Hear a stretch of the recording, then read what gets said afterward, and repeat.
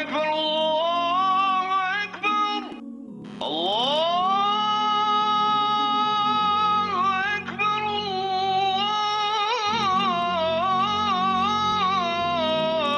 الله أكبر أشهد أن لا إله إلا الله أعوذ بالله من الشيطان الرجيم بسم الله الرحمن الرحيم والصلاة والسلام على رسول الله. Chers frères et sœurs en islam, qu'il me soit permis de vous adresser le salut des hommes du paradis, le salut fraternel, le salut de la miséricorde, le salut d'Allah Azawajal. Salamu alaikum wa rahmatullah ta'ala wa barakatuh.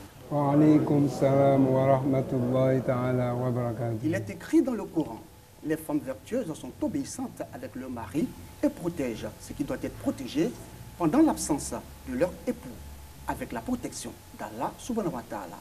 Surat An-Nisa, les femmes, verset 34. Mesdames et messieurs, bonsoir, merci de nous suivre sur RTI1. Le thème principal d'aujourd'hui va porter sur le respect de la femme musulmane pour son mari. Notre invité aujourd'hui est l'imam Youssouf Konaté. Il est imam et recteur de la mosquée contre-amiral Djakarija Konaté de la base navale d'Abidjan, située au quartier Lokodjoro dans la commune d'Atekoubé. Imam, salam alaikum. Wa alaykum salam wa rahmatullahi ta'ala wa barakatuh. Avant donc de poursuivre, rappelons que Imam Konaté est également le premier assistant du département chargé de la société civile, des sports et loisirs du Bureau national du COSIM. Il est aumônier militaire musulman auprès de l'état-major de la Marine nationale. Il est également président de l'ONG Les Amis des malades et des personnes en détresse à Mapédé. Conseiller spécial du président de la LIPSI, entendez, la Ligue ivoirienne des prédicateurs de Côte d'Ivoire. Imam Konaté, avant donc de rentrer dans le vif du sujet, dites-nous, avez-vous le temps d'accomplir toutes vos missions avec ce conglomérat de tâches que vous avez? Alhamdulillah Rabbil Alamin wa salatu wa salam ala Rasulullah sallallahu alayhi wa sallam. Nous remercions Allah subhanahu wa ta'ala qui nous a donné la force pour assumer toutes ces responsabilités. Vous avez ces responsabilités, ce sont des travaux individuels qui ne sont pas travaux fonctionnels, infonctionnels de l'État. Nous sommes bien organisés et nous assumons nos responsabilités. Vous planifiez les différentes tâches et tout ça? Effectivement, les différentes tâches sont bien planifiées. D'accord. Alors, nous avons décidé de parler aujourd'hui, n'est-ce pas, du respect de la femme musulmane pour son mari. Alors, dites-nous, Imam Konaté, c'est qui la femme musulmane? Avant de parler de la femme musulmane d'abord, nous allons parler de la langue arabe lorsque on dit femme. On dit al-mar'at. Ça, c'est en féminin. Et maintenant, en masculin maintenant, on dit al-mar'u. C'est al-mar'at al-mar'u. Cela veut dire que la femme et l'homme sont des frères. La femme et l'homme sont des frères. Sont des frères. Et ensuite, on dit al-nisa'u ou al-niswa. En pluriel, on dit al-nisa'u ou on peut dire aussi al-niswa. Ça veut dire plusieurs femmes. Cela veut dire que la femme a une grande responsabilité dans la vie de l'homme. La femme d'abord sont nos mamans, la femme sont nos épouses, la femme sont tout pour l'homme. Donc l'islam donne une grande place à la femme. Oui, l'islam accorde une importance à la femme. À la femme. Et dites-nous, c'est vrai que vous venez de définir la femme, selon donc le Coran et tout ça, mais la femme pieuse, la femme vertueuse, la femme musulmane, c'est qui? La femme vertueuse, la femme musulmane, c'est la femme dont le prophète Mohammed sallallahu alayhi wa sallam nous dit, lorsque on la voit, on est content. Lorsqu'on la voit, on est... Dès que tu vois la femme, c'est que tu l'apprécies en même temps. Tu es heureux de voir cette femme-là. Et cette femme, elle est bien habillée, religieusement. Et ensuite, quand tu la ordonnes, elle accepte, elle exécute. Quand tu la ordonnes, ça dit l'homme, le mari. Voilà, le mari. D'accord. Et ensuite, à ton absence, elle te protège. Et elle se protège. Et elle protège tes biens.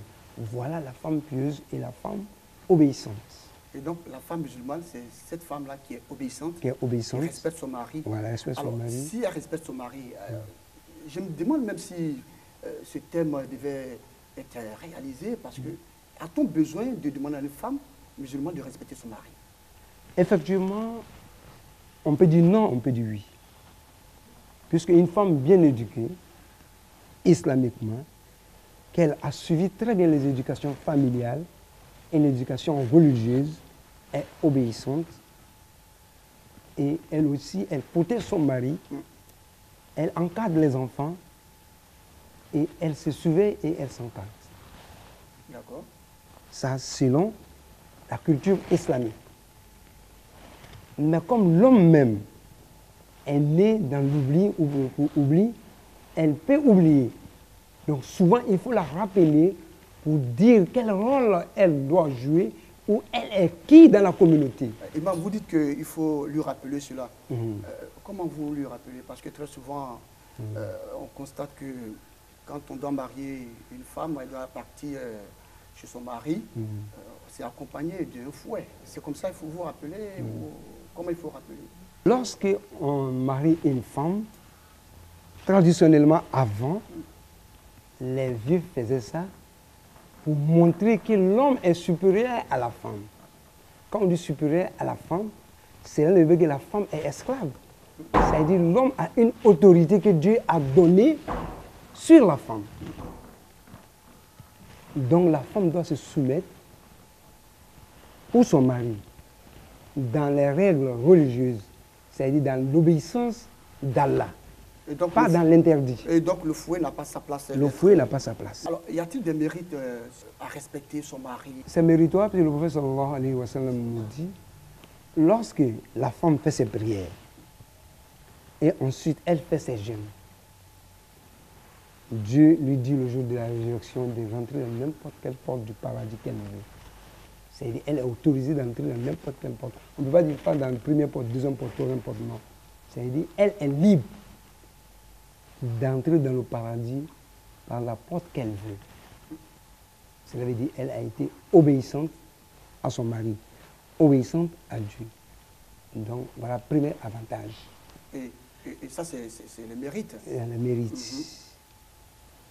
Et lorsque une femme n'est pas obéissante, ses prières sont entre les cieux et la terre.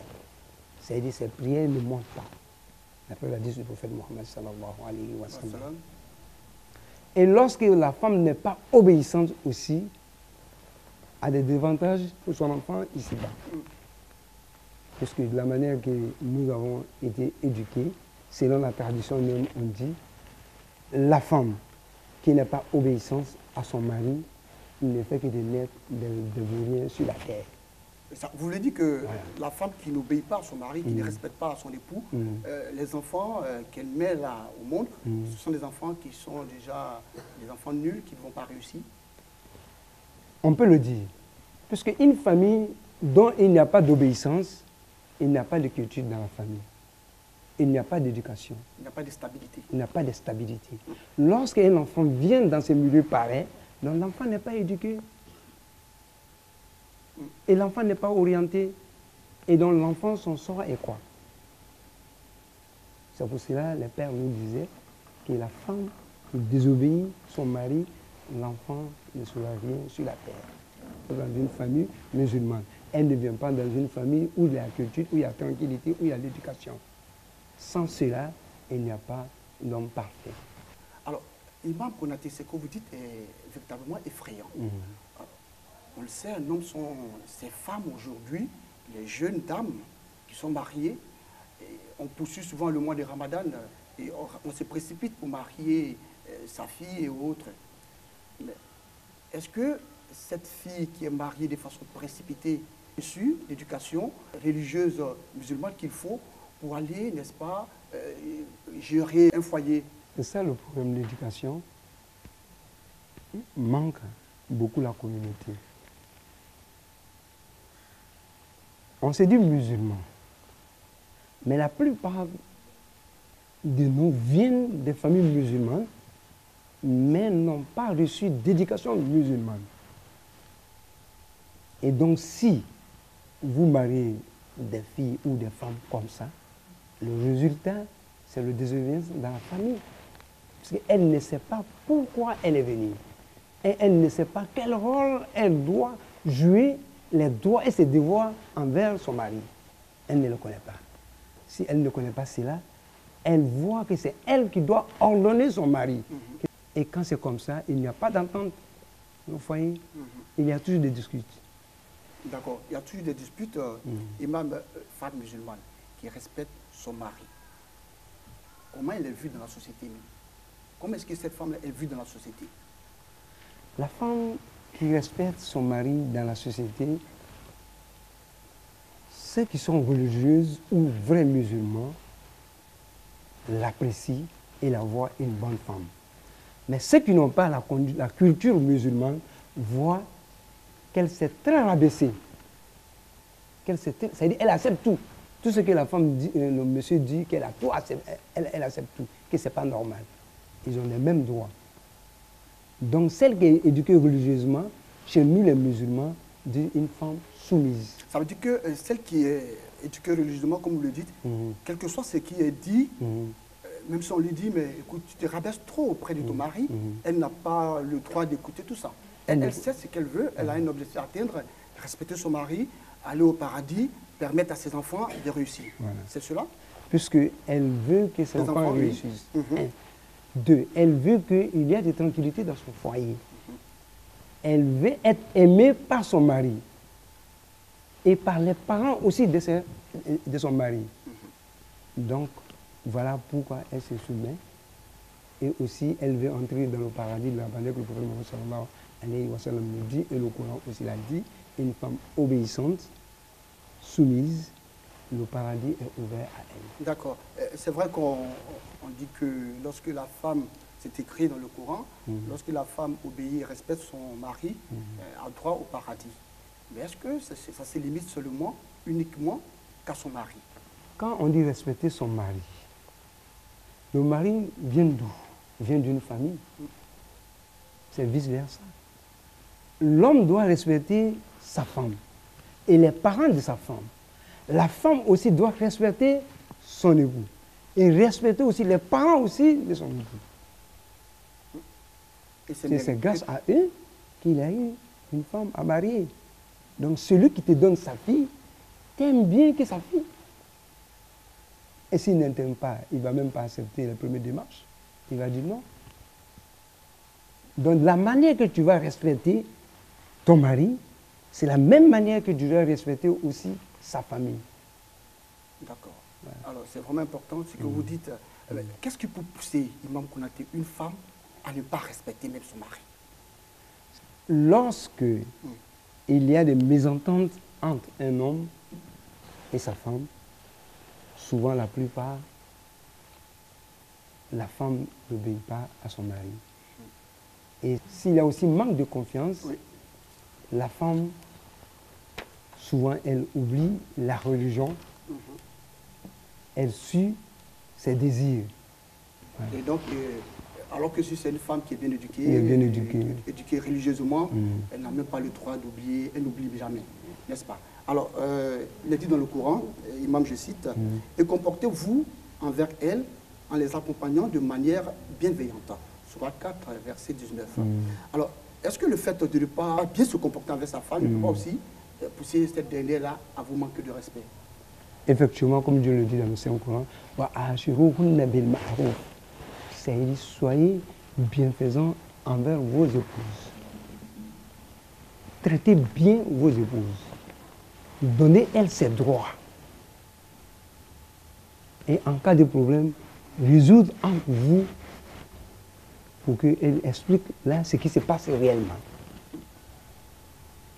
Et si ça manque dans la famille et il n'y a pas d'explication, donc la famille a toujours des problèmes. Alors, est-ce que aussi le fait de la traiter comme une esclave, une personne assujettie, une moins que rien, ne peut pas aussi la pousser justement à désobéir à son mari?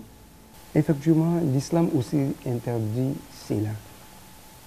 Puisqu'il y a un hadith de Omar qui dit, depuis quand vous exploitez les gens, tant que ces gens sont nés libres, c'est-à-dire ils ne sont pas des esclaves. Marier un homme ne veut pas dire acheter un homme. Quand on marie une femme, elle a des devoirs, elle a des droits. Les droits que vous devez la donner, vous devez donner ces droits à la femme.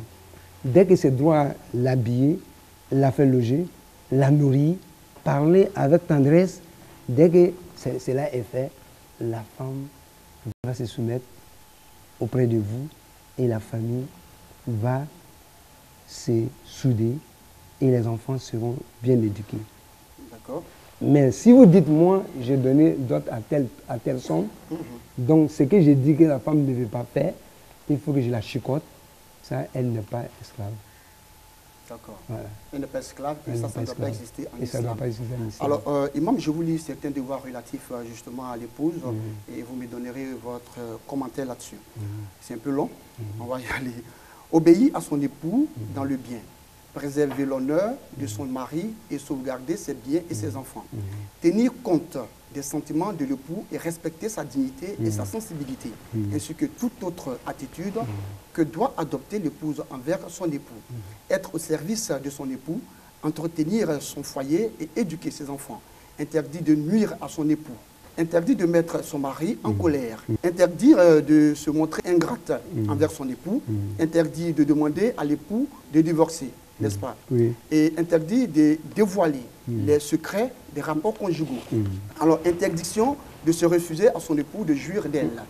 Interdit d'enlever ses habits en dehors du domicile conjugal. D'ailleurs, il est automatiquement rapporté que le messager d'Allah, subhanahu wa ta'ala, paix et salut de Dieu soit sur lui, toute femme qui enlève ses habits en dehors du domicile de son époux accepte de déchirer le voile qu'il y a entre elle et Allah.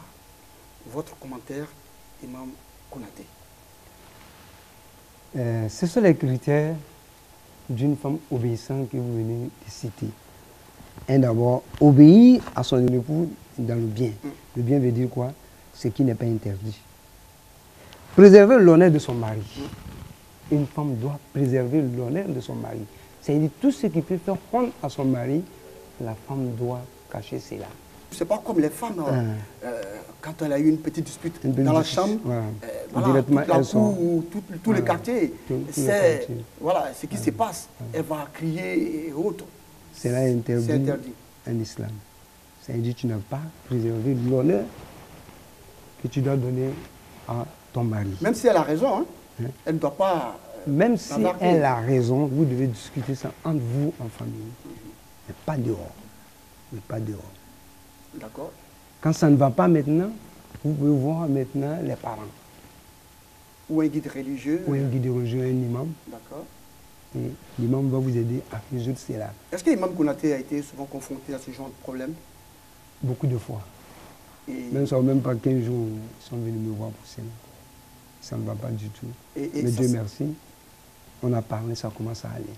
par la grâce de Dieu. Et Par c'est la une autre grâce de Dieu. mission qui s'ajoute à celle qu'on a vue en attente donc de cette émission. Vous avez plusieurs tâches. Et résoudre également les problèmes du foyer, mais c'est vraiment une très bonne mission. c'est ça. Donc on va poursuivre. Voilà.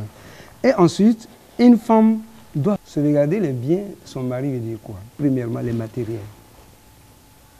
On voit beaucoup chez nous, maman, quand il y a un sac de riz dans la maison où il y a les cartons dessus, dès que le mari sort, paf, elle commence à distribuer. Et 2 jours, elle dit qu'il n'y a plus de sucre, il n'y a plus de riz. Et donc c'est mauvais Hein? de distribuer comment? À qui? C'est-à-dire Parce que donner à qui elle veut.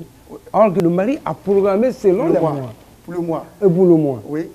Et elle se cache pour distribuer. Elle est très généreuse. Elle est très généreuse. D'accord, mais est-ce que si elle fait don à des nécessiteux ou à des personnes qui souffrent, que ça c'est mauvais? C'est pas mauvais, mais ça peut être mauvais. Dieu nous dit dans le Saint-Courant, en faisant don, ne tends pas trop tes bras et ne pliez pas trop aussi la loi. C'est-à-dire au juste milieu. C'est donne ce qu'il peut donner et que le mari ne sent pas.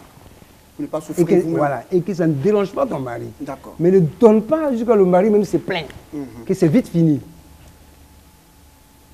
Mais si tu peux donner, que le mari lui-même ne se voit pas, tu peux le faire. D'accord. Voilà. On va poursuivre, l'imam.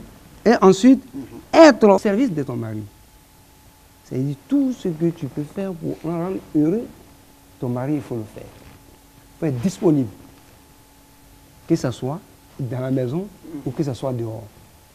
Et entretenir son foyer.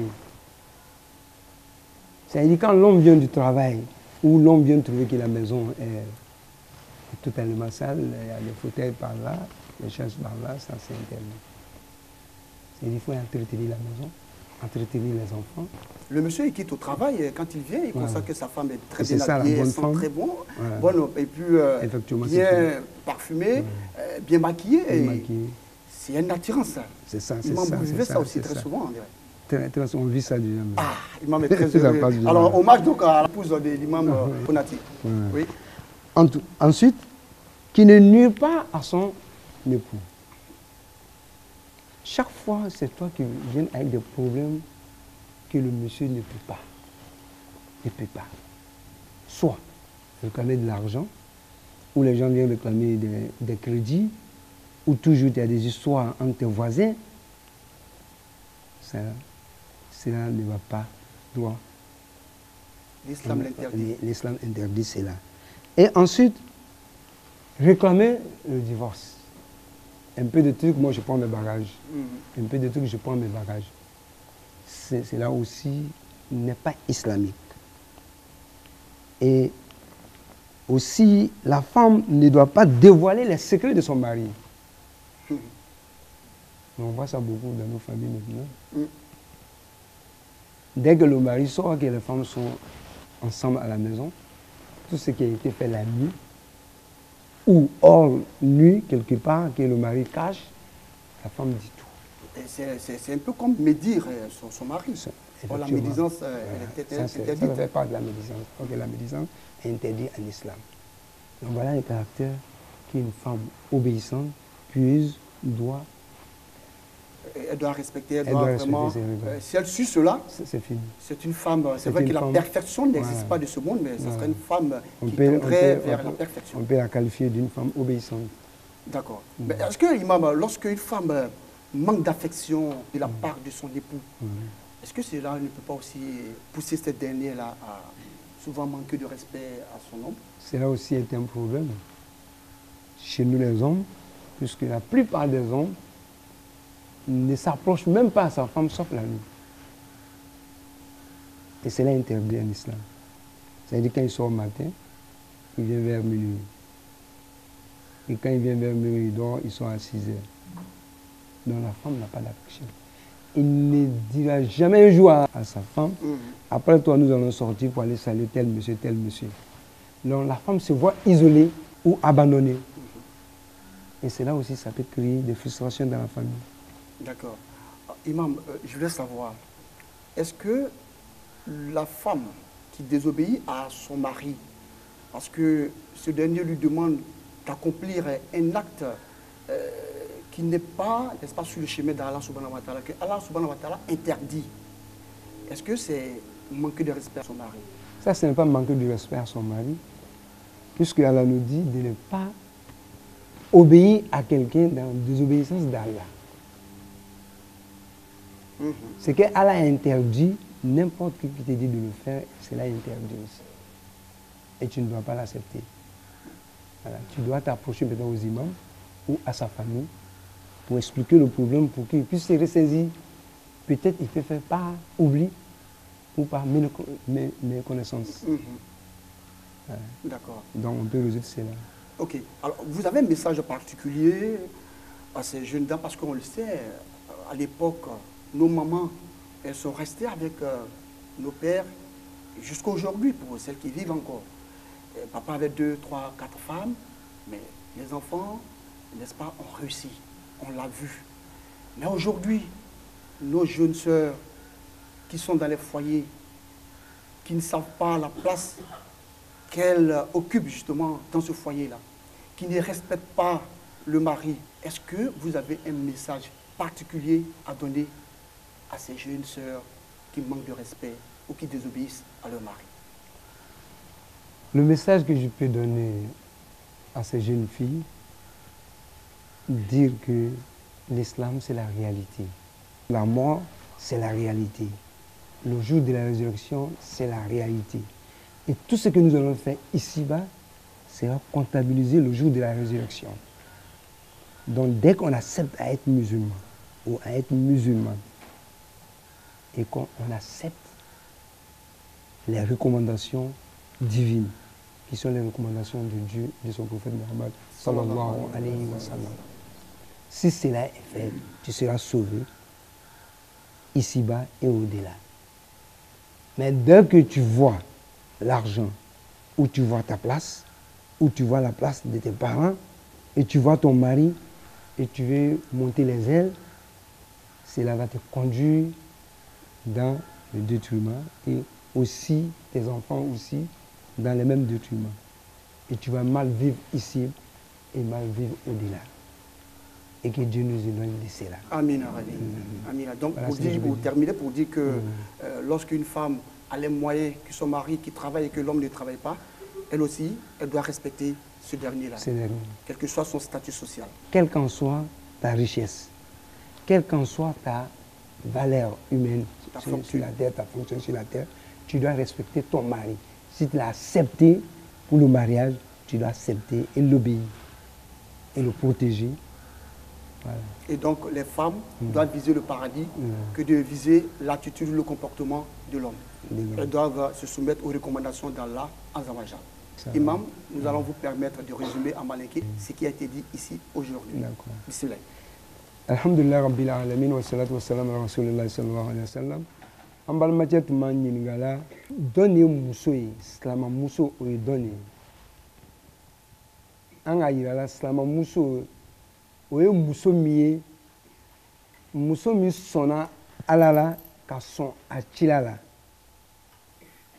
ka tila k'a cɛ bonya ka tila k'a cɛ sutura k'a cɛ dɛmɛ k'a cɛ kɔko ka denw kɔlɔsi a bɛ fɔ o de ma ko silamɛmuso k'a yɛrɛ majigin a cɛ ye a t'a yɛrɛ kɔrɔ ta a cɛ kan ni muso min ko k'a bɛ fɔ o de ma ko silamɛmuso ka tila k'a y'a tagafe kun tanga ka bɔ cɛgbɛrɛ ma a bɛ fɔ o de ma ko silamɛmuso ni silamɛmuso ye muso le ye muso min fɔlɔ a b'a cɛ y'a nafolo tanga a cɛ y'a minɛnw kɛra y'a mobili ye o kɛra ka sokɔnɔ minɛnw ye o a kɛra minɛn fɛn fɛn ye a b'o bɛɛ tu sutura a bɛ tila tuguni a b'a cɛ yɛrɛ kun kɔrɔta a kana cɛ la maloya toujours ile bɛ jamani cɛ kunna toujours ile bɛ cɛ lebu la o tɛ bɛn silamɛya la silamɛmuso ye mɔgɔ le ye tuguni min b'a denw fana kɔlɔsi k'a denw tanga ka sira ɲuman don denw kɔrɔ a bɛ fɔ o de ma silamɛmuso an k'o fɔ mɔgɔ ɲɛna silamɛmuso ye muso le ye fana min b'a lɔn ko n nege bɛ n cɛ la ka gbɛrɛ a cɛ la walima ka nɔgɔya k'a cɛ ye ka negew sutura a bɛ fɔ o de ma ko silamɛmuso silamɛmuso fana ye muso le ye muso min fana bɛ a y'a bon walima a y'a lu walima a bɛ si yɔrɔ min na k'o labɛn k'o ladilan ka ɲa a cɛ kosɔn a bɛ fɔ o de ma silamɛmuso bonw kana nɔgɔ liw kana ɲagami ɲɛgɛnw ye gbɛ ka ɲa yɔrɔ bɛɛ ye seniya ka ɲa ile yɛrɛ y'i yɛrɛ labɛn ka ɲa i cɛ ɲɛkɔrɔ a bɛ fɔ o de ma ko silamɛmuso silamɛmuso tɛ mɔgɔ ye min b'a cɛ la dimi ka tila ka furusa ɲini a cɛ fɛ ka tila ka furusa ɲini a cɛ fɛ o tɛ silamɛmuso ye silamɛmuso dɔ ye k'i yɛrɛ diɲɛ furusa la kɛlɛ kɛla ɲɛ o ɲɛ ma bɛnbaliya kɛla ɲɛ o ɲɛ ma a bɛ se ka sigi k'a fɔ ka bɛn kelen ma silamɛmuso tɛ muso ye fana min b'a cɛya sekere bɔ kɛnɛ ma a kɛra sekere sugu sugu ye a kɛra a baarakɛyɔrɔ sekere o a kɛra a dukɔnɔyɔrɔ sekere o a kɛra quartier kɔnɔyɔrɔ sekere o fɛn o fɛn n'o b'i cɛ bolo n'o dɔ ye ka sutura e dɔ ye k'o sutura ni silamɛmuso min ka sun a ka seli kɛ ka seli farida lori kɛ k'a y'a sun kɛ k'a y'a zaga kɛ ka tila k'i majigin a cɛ ye ko kiyamalon ala b'a fɔ a ma alijinɛ bonda fɛn fɛn k'a diya k'a ye don o fɛ silamɛmuso min fana k'a yɛrɛ majigin a cɛ ye i b'a ye olu kɔnɔ bɛn bɛ kɛ i b'a ye olu kɔnɔ faamuya bɛ kɛ cɛ ni muso cɛ i b'a ye olu kɔnɔ denw bɛ jogo ɲuman sɔrɔ o bɛ lamɔ ka ɲa den de n'o mɔna olu tɔgɔ kɔnɔ o bɛ kɛ den barikama ye o bɛ kɛ silamɛden o bɛ kɛ ba bonyabaga ye o bɛ kɛ fa bonyabaga ye o bɛ kɛ même kɛrɛfɛmɔgɔw bonyabaga ye o den de bɛ kɛ den barikama ye mais denw dun bɔra lu kɔnɔ lu min bɛn tɛ lu min kɔnɔ cɛ ni muso bɛn tɛ don o don aw bɛ kulonya denw ɲɛna i b'a ye denw baraka bɛ dɔgɔya i b'a ye denw tɛ jogo sɔrɔ o denw olu de bɛ kɛ den ta tiɲɛniw ye halisa bɛ ala k'an kisi olu ma donc min ka di cɛw ni musow an bɛɛ lajɛlen na o de an k'an sabali ɲɔgɔn kɔrɔ an ka ɲɔgɔn ka hakɛ di komi silamɛya ka fɔ ɲɛ min ma n'an k'o kɛ an y'aliw bɛ sabati an ya diɲɛlatigɛ bɛ nɔgɔya an denw bɛ barika sɔrɔ an denw bɛ hɛrɛ sɔrɔ kɛmalosi fana an bɛ don alijinɛ kɔnɔ donc o de ɲinini bɛ anw fɛ ka tila k'o ɲini musow fɛ. Merci à vous, Imam, pour ce résumé en malinqué et surtout pour votre éclairage. C'est la fin de cet entretien. Rappelons que nous étions avec l'imam Youssouf Konaté. Il est imam et recteur de la mosquée contre-amiral Diakarija Konaté de la base navale d'Abidjan, située à Lokodro, dans la commune d'Atokoubé. Avec l'imam, nous avons parlé du respect de la femme musulmane pour son mari. Qu'il me soit permis, au nom de l'équipe de production de l'émission Allahu Akbar, de traduire toute notre gratitude aux responsables de cette mosquée, la mosquée contre-amiral Diakarija Konaté. Merci à vous de nous avoir suivis. Rappelons que vous pouvez suivre la rediffusion de l'émission Allahu Akbar tous les vendredis à partir de 9h. J'ai été ravi de vous présenter cet entretien. Rendez-vous jeudi prochain, même heure, même chaîne. Ne décrochez surtout pas pour la suite des autres rubriques de l'émission.